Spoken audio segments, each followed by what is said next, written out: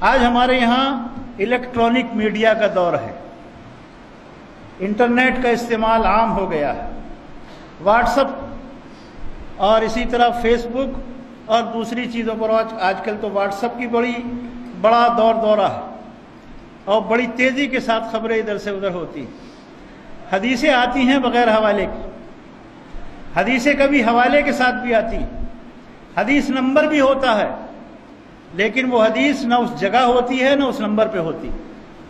کئی مرتبہ چیک کیا ہے کئی چیزوں تو ایسی حدیثیں، ایسے پیغامات جن وہ بغیر حوالے کے ہوں اور حوالے کے ساتھ بھی ہوں، جب تک آپ کسی سے اس کی تصدیق نہ کر لیں کہ حوالہ درست ہے کہ نہیں، اسے آگے نہ پہنچائیں۔ اسی طرح بعض میسج ایسے آتے ہیں کہ فلاں جگہ یہ ہو گیا ہے، مسلمانوں کے ساتھ یہ زیادتی ہو رہی اور کسی کو خبر نہیں ہے۔ آپ اس میسج کو جتنا جلدی ہو فارورڈ کریں، سارے لوگوں کو بتا دیں۔ اب آدمی لگا ہوا ہے، اس کو بھیج، اس کو بھیج، اور جب تلاش کرتے ہیں حقیقت پتہ چلتا ہے کہ کچھ بھی نہیں۔ تو اس طرح کے واقعات بھی ہوتے ہیں۔ یہ قوم کو گمراہ کرنے کی بات ہے اور بلا وجہ اشتعال پیدا کرنے کی بات ہے۔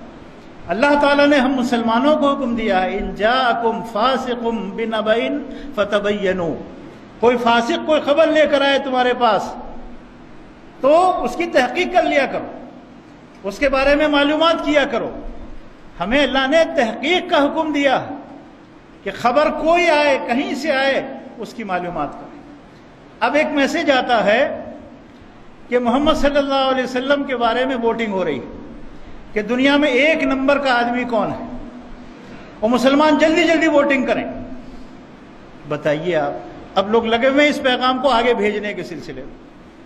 میرے بھائی، یہ توہین ہے رسول اللہ صلی اللہ علیہ وسلم۔ مسلمان اور اللہ کے نبی صلی اللہ علیہ وسلم کے لیے ووٹنگ کرے گا جنہیں اللہ نے منتخب کیا، جنہیں اللہ نے منتخب کیا ہے، انہیں اب دنیا والے منتخب کریں گے۔ یہ دشمنوں کی سازش ہے۔ ایسے کسی میسج کو فارورڈ نہ کریں بلکہ رد کر دیں۔ اچھا، یہ بھی نہیں پوچھتا کوئی آدمی کہ اس کو سب سے پہلے کس نے بھیجا ہے اور کہاں سے یہ آیا ہے۔ محمد رسول اللہ صلی اللہ علیہ وسلم کی شان اس سے کہیں اونچی ہے۔ اللہ کے رسول صلی اللہ علیہ وسلم سے بڑا دنیا میں کوئی نہیں ہے۔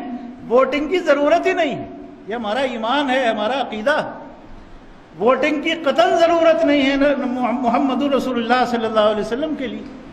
آپ سے بڑا کوئی نہیں قیامت تک، آپ سے بڑا مقام کسی کا نہیں، بڑی فضیلت والا کوئی نہیں ہے، اللہ کے بعد آپ کا مقام ہے۔ تو ووٹنگ کی ضرورت ہی نہیں ہے اس پر، یہ سازش ہے دشمنوں کی۔ اسی طرح اسلام کے لیے ووٹنگ ہوتی ہے۔